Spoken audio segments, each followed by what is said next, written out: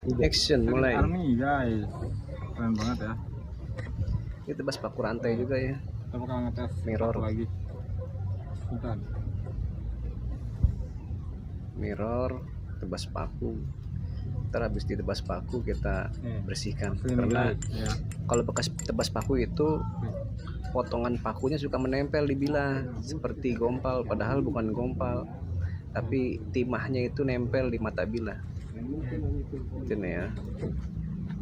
Oke, mulai. Oh, terus tuh kan nempel kan? Aman ya, ini bukan Terus kan ya, batangan. aman. Tuh kan nempel. Oh, Ada pakunya guys. wah, titik, udah hilang. Udah kan hilang. Ada pakunya Tuh ya, copot ya.